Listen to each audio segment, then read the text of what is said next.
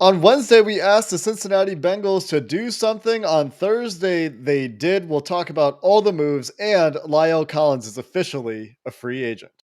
You are Locked On Bengals, your daily Cincinnati Bengals podcast, part of the Locked On Podcast Network, your team every day.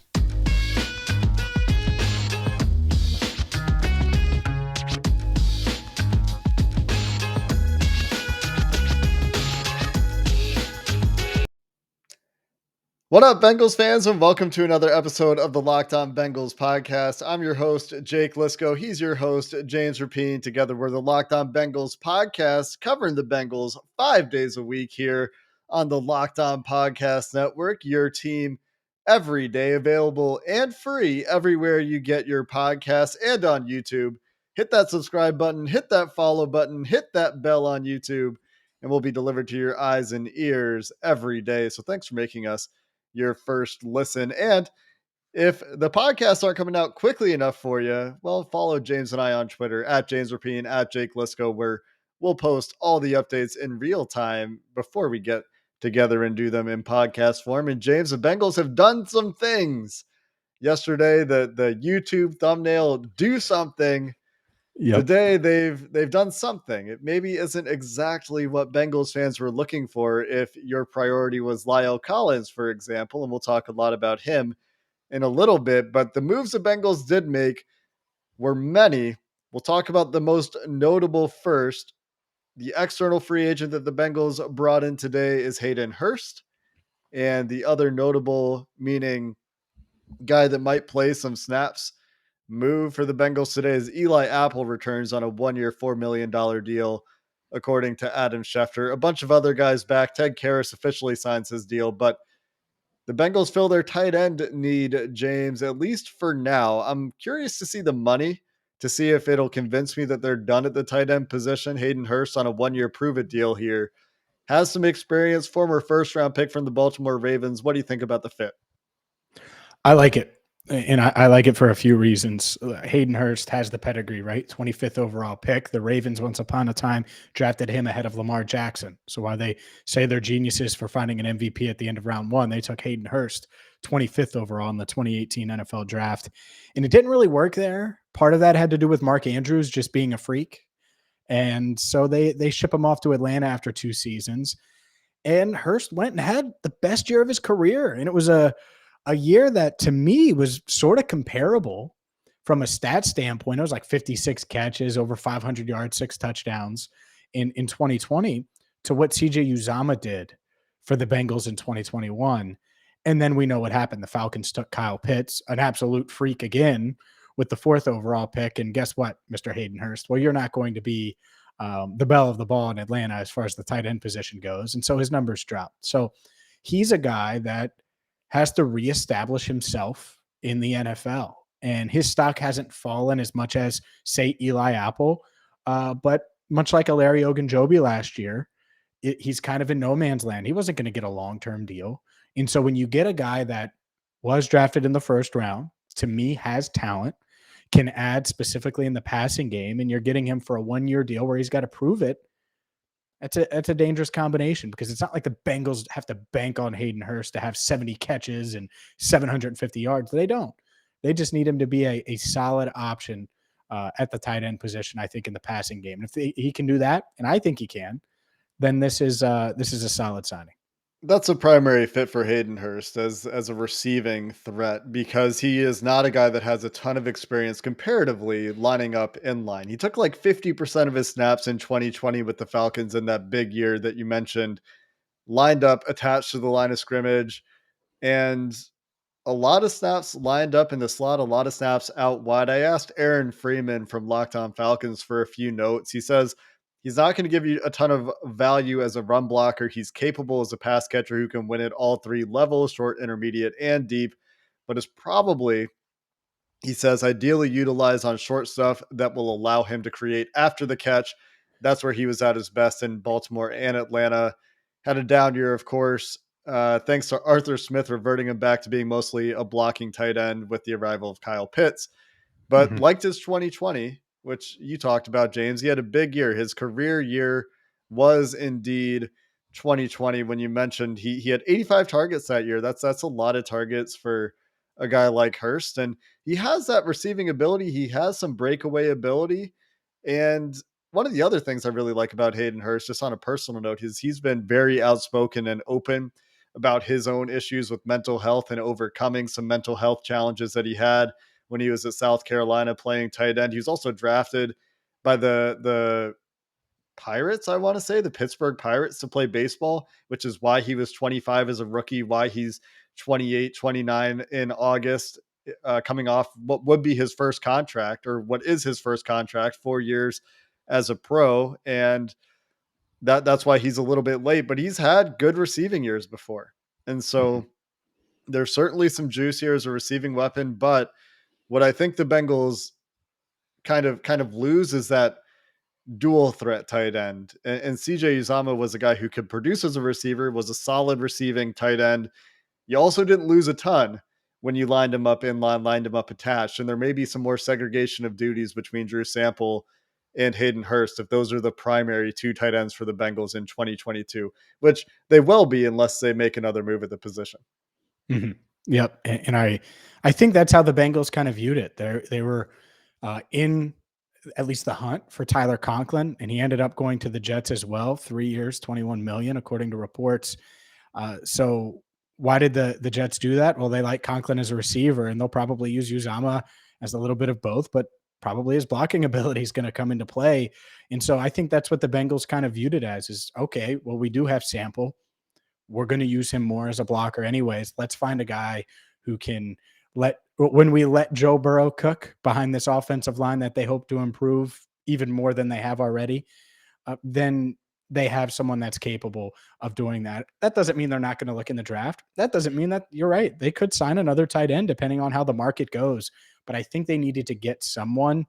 And given what Conklin is, and they're at different stages, and Conklin's coming off of that career year for the Vikings, but that's what they were looking for, this pass catching guy that can be a part of the offense as a his hands can be a part of the offense, not necessarily his blocking ability, because that's not what Hurst is known for. So we'll see. Might not work, but I like it. And I like getting a guy like that with that pedigree on a prove it deal. And by the way, everyone asked about the Burrow effect. Maybe that's why he decided to come here. I'm sure there were other teams that were interested for 1 year. And so that can be the differentiator, right? It isn't always necessarily, oh, I'm going to take 30 million less and go to Cincinnati. Well, that's unrealistic to play with Burrow, but it might be the difference. And if I'm a tight end trying to prove myself, I'd want to play with number 9. Yeah, 30 million less isn't happening no matter who's playing quarterback, to be absolutely clear. But it will be Correct. interesting to see the terms for Hayden Hurst, to see how much money is allocated there, because that's going to limit potentially what they can do elsewhere. And I know we're all waiting for Lyle Collins to hopefully become a Cincinnati Bengal, but a lot of minor moves happened. And the other bigger move, do you have something breaking, or are we going to Eli Apple? You go to Eli Apple quick, and then we'll continue segment 2 with what. But let's quickly talk about my guy Apple. Yeah, Eli Apple back with the Bengals on a 1 year, $4 million deal. We know who he is at this point. He's still a young guy. I would say he overachieved expectations. But to me, the biggest thing about this signing, James, is the money. It's not starter money. It's not a long-term deal. It's not a starter deal. He's going to be cornerback 4 again, and he'll be available to start if they need him to, but should not be relied upon primarily as CB2, whether they acquire another guy in free agency or the draft. That's all I got on Apple. James, anything to add? Nope. I like the deal. It makes sense. Agreed with you. We can talk more about Eli Apple in just a second. But first, well, actually, I'll tease it. Lyle Collins, you want the update? We got a juicy update for you. But first, I have to tell you about BetOnline, your one-stop shop for all of your betting needs. Well, with March Madness in full swing, I got the tournament on in the other room right now. As soon as we get done with this, well, I'm probably going to be writing about Lyle Collins, who could swing, well, the Super Bowl odds in Super Bowl 57, and protecting Joe Burrow is the Bengals' number one priority. Maybe you want to bet on Burrow to win MVP. You can do that. You can do so much at BetOnline. So just go there right now, whether it is college hoops, NBA with Curry going down. Maybe the Warriors aren't going to be title contenders after all. You can bet all things sports, boxing, UFC, and more at BetOnline. It's a one-stop shop, like I always say. So get there now. BetOnline, where the game starts. I like this update, James. Go. Mike Garafolo reporting that the Bengals set to host Lyle Collins for a visit. I hope you were paying attention on Thursday because, yeah, a little birdie told me that there was going to be a lot of interest. There is interest. We know about the Frank Pollock tie, and we can break all of this down. But Ian Rappaport also adding, and these are two NFL Network reporters, that this has a chance to get done. So it seems like the Bengals, Jake, played this perfect with Lyle Collins. They didn't give up a pick. They didn't take on that contract that I think on the surface it was attractive. I don't think NFL teams thought it was attractive at all. And so who knows what the money will be. But yeah, the Bengals certainly interested in Collins. He's interested back, and it sounds like he's going to be in town here shortly. Get that deal done. Let's go.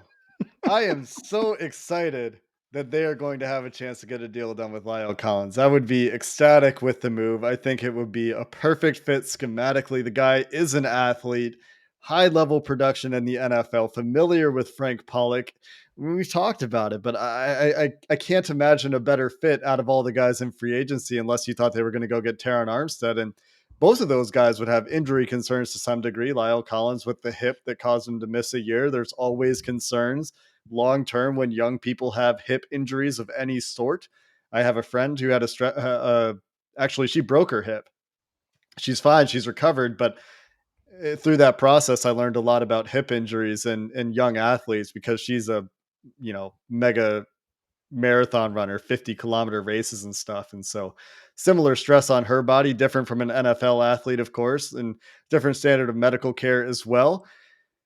Man, let's get that done. Also, just to note, Malik Wright he's doing his own show very shortly after we record. He says he wasn't the only visit the Bengals have planned. He was hoping to break both on his show tonight. He gets to break one of those instead. So we'll see who else may be in town for the Bengals. But on the Lyle Collins topic, there will be competing interest.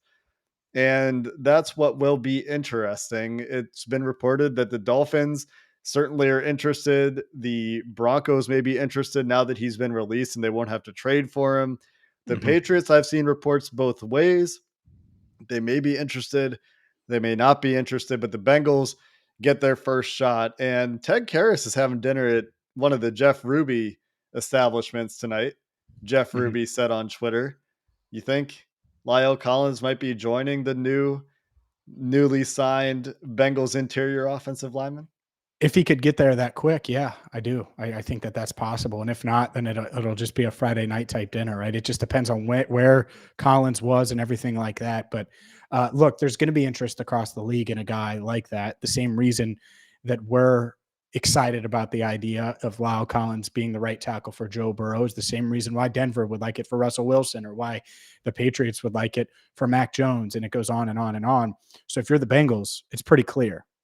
Make sure it's a fit, confirm it. Clearly you're interested based on what you saw on tape and based on Pollock's experience with him and all of those things. You get the deal done. Peter Schaefer, I've said it, and I'm going to say it again because some of our listeners may be new to the pod or you might not have heard me say it before. He's Joe Mixon's agent.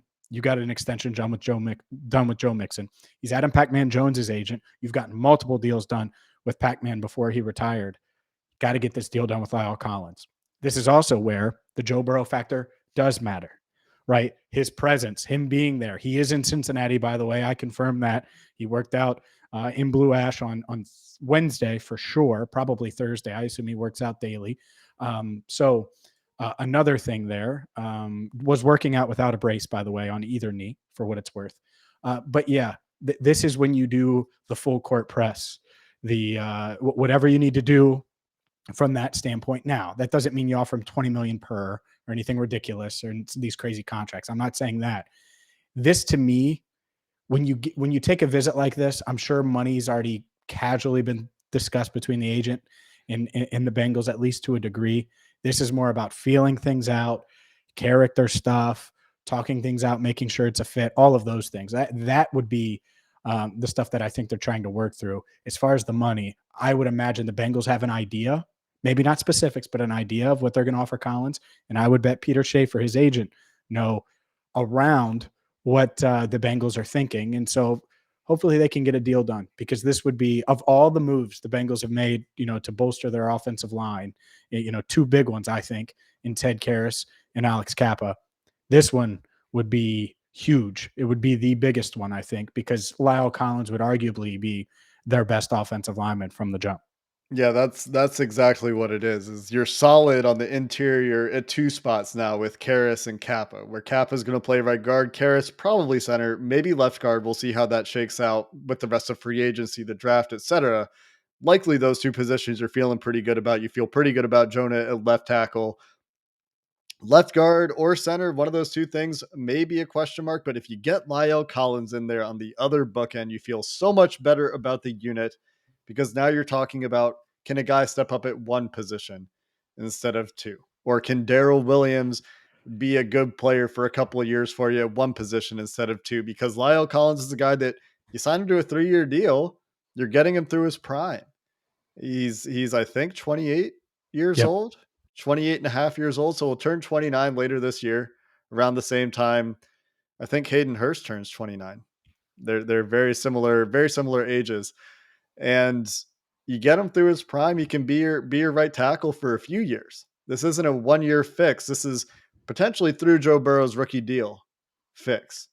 Mhm. If it's Lyle Collins of right tackle. And the quality of player is something that we haven't really seen on the Bengals offensive line in years. There Since hasn't been a Whitworth. guy. Yeah, and Since Whitworth and Zeitler. he's not as good as No. Witt, but he's really good. He's And fair to say he's like the Zeitler level I would say he's of right, even a probably little bit better. better. Yeah. Yeah, Like borderline Pro Bowler. Like if Lyle Collins was a Pro Bowler, it if he wouldn't be signed a shocking. 3-year deal, would not be shocking. Real Yeah. quick, one more note. Jeremy Rao Yep. of Fox 19 here in Cincinnati reporting that Collins is flying into Cincinnati on Thursday night to visit with the Bengals. So precinct could be happening. And what better way? Because Ted Karras is in town. I know Yep. Alex Kappa's in town. I just said Joe Burrow. Just have them all together. Make him feel like part of the family. You got the offensive line eating big ass steaks, and Joe Burrow like, hey man, can you make sure I'm not limping so I can throw deep balls to Chase? I mean, that's a hell of a setup. It's going to be hard, I think, for Collins to turn that down if that's the situation, because he's going to be around all of those dudes, the excitement and everything. We've talked about the culture. I think that would be very tough. You go on a recruiting visit essentially to turn that down, assuming the money's right. And this is, by the way, a reason that the Trey Waynes cut is going to be official imminently. I think the only reason that he's still on the roster is because they don't need the cap space yet. But in order to stay cap compliant, like as soon as Alex Kappa signs his deal, because I assume maybe Eli Apple hasn't signed his deal either, but as soon as those 2 guys and Hayden Hurst and these guys officially sign their deal and they become cap hits for the Bengals, they might actually be pretty close to out of cap space. And so they're going to have to make these moves that we're expecting them to make, in case you're wondering when those are going to happen. Offsets do kick in at this point.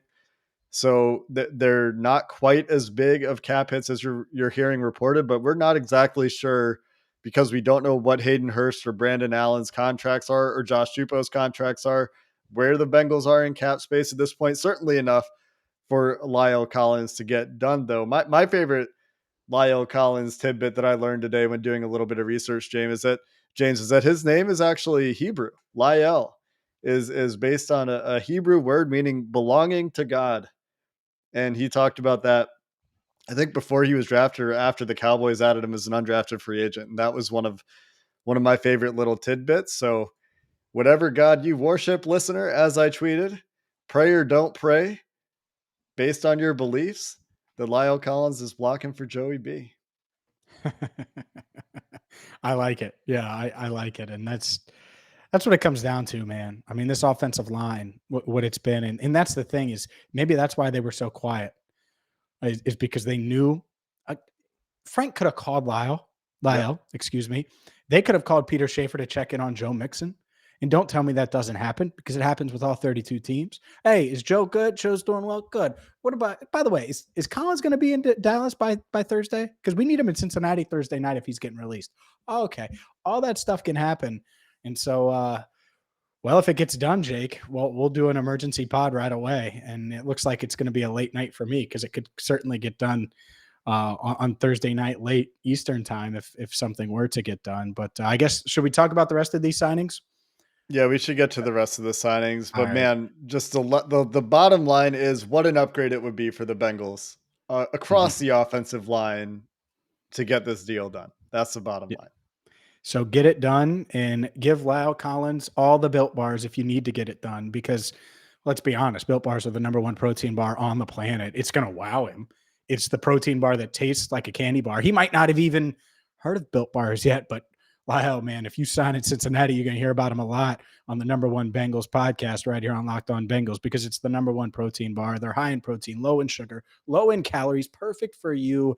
And well, they taste great and they're going to fit your macros, whatever diet you're on, whatever you're trying to do, whether it's just have a protein punch midday after a workout or just a healthier snack when you go to and from meetings. Built Bar is the perfect snack for you. So check them out right now at built.com. Use promo code LOCK15 and you're going to get 15% off. I have a Built Bar every single day. I have them right here at my desk. You need to try them right now. So go to built.com and use promo code LOCK15. Couple other moves that we should mention today, James. As I said at the top of the show, Ted Karras was in Cincinnati, officially signed his deal, officially has been featured on Bengals Social, giving his first official Who Day. So welcome Ted Karras to Cincinnati. You said Alex Kappa is in the city, James? Yes, as far as I'm aware, he's in. I should clarify. I know for a fact he's going to be in the city Friday. There I you would go. imagine my man is already here and just didn't get to doing everything up. But I know for sure he will be. So by the time you're hearing this, a lot of you, well, probably not a lot of you. You guys are on it right now, listening quick. But yeah, he's definitely going to be here Friday. And a lot of people are asking why Kappa hasn't signed his deal yet. Maybe a little bit of anxiety after Zadarius Smith spurned the Nah. Baltimore Ravens. He's out of there. Kappa will be signing his contract with the Bengals. He's just not in Cincinnati quite yet as we're recording this, but maybe by the time you listen, he will be in Cincinnati and he may have signed his deal. The Ravens did apparently reportedly sign uh, an interior defensive lineman, Michael Michael Pierce. Pierce. Yep. So not quite the pass rush threat that Zadarius was, but they get a guy on their defensive trenches. But this is the Locked On Bengals podcast. Back to some Bengals moves. I think yesterday we mentioned the safety Michael Thomas back with the Bengals. That was a 999. I can't say this number. Yep. $995,000 deal. Man, Yep. that was tough. With the offset, the net cap hit for both of these guys God. turns out to be the same, just shy of $300,000. Hayden Hurst agreed to terms, talked about him at the top of the show, but Brandon Allen also back, and Josh Tupou, he who tackles Lamar Jackson in the open field, back with the Bengals to provide some depth at nose tackle with DJ Reader and BJ Hill. Tyler Shelvin. Oh, yeah. That's it. Shelvin and nose tackle. BJ Yeah. Hill Yeah. Yeah. can kind of play Yeah. everywhere. Sure. Yeah. Yeah. Yeah. But I thought that's where you were going when you said I DJ. just BJ, can't say you know. names. Like It's it's just okay. I'm killing just, me. I hope to God that the Bengals aren't like, hey, we're going to sign Lyle Collins. But Jake, you have to say $995,000 and a bunch of names because, well, then it's going to be Isaiah Prince at right tackle in 2022 and everybody's going to hate you. You can't ask me to say complex numbers and names of basic players. What do you think I am, a podcaster? Joe. Say Joe.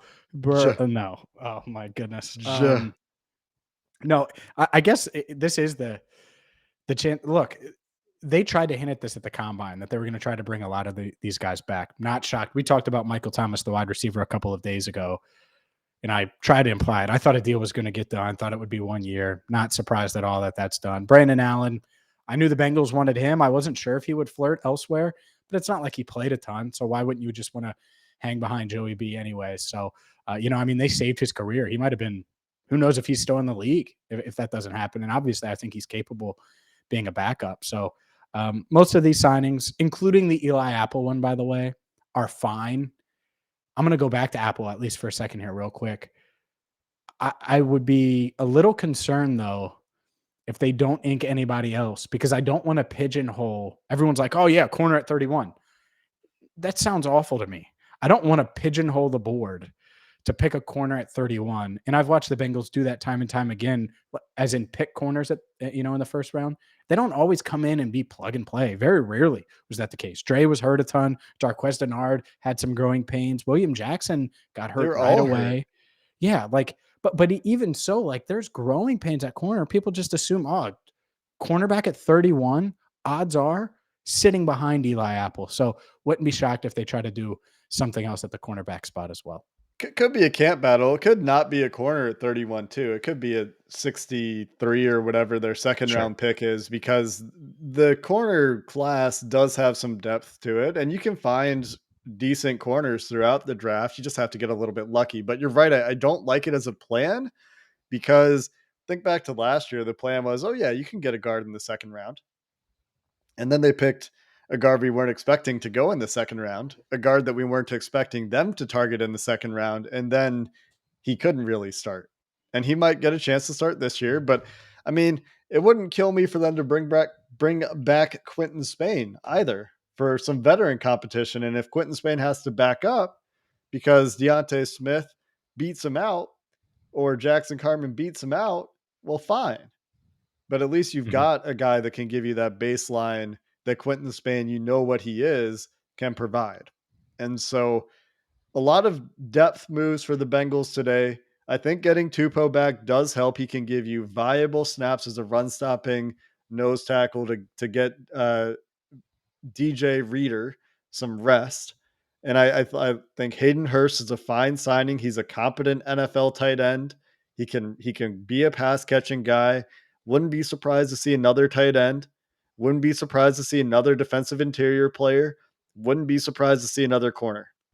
Mhm. But once we get details on these deals, I'm going to update the spreadsheet that we've been keeping track of the Bengals' current cap situation.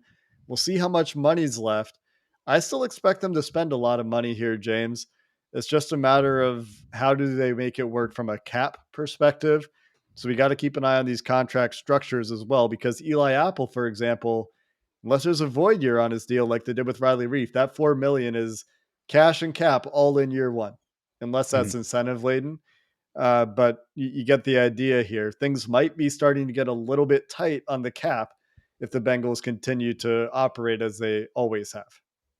Real quick, one last thing. Lyle Collins, obviously, we'd spent a lot of time on him. Mike Hilton, the recruiter, 6 minutes ago, tweeting at 70 Lyle Collins, big dog. You know what it is. Come protect 9 with a bunch of exclamation points. So, like I said, the full court press is on, and I would be. I'm not going to say anything. Yeah, it was the Bengals clearly excited that Lyle Collins is going to visit. I think also we've seen a Chad Ochocinco Johnson recruiting tweet for Lyle Collins. I think we've also seen, well, a number of efforts. That is where all eyes and ears will be focused. And we can be your eyes and ears. How about that? Your eyes and ears right here. That's why you subscribe. So if something happens, well, I'm going to just sit right here in this chair all night. I'm not moving. And if something happens, Jake, well, I hope you leave your contacts in, because we're going to get after it and talk about it. It's that kind of day. We're keeping the Yep. contacts in. We're going to be camera ready here on Locked On Bengals in case anything breaks, and we'll be back with an emergency podcast as needed. And that includes this weekend as well.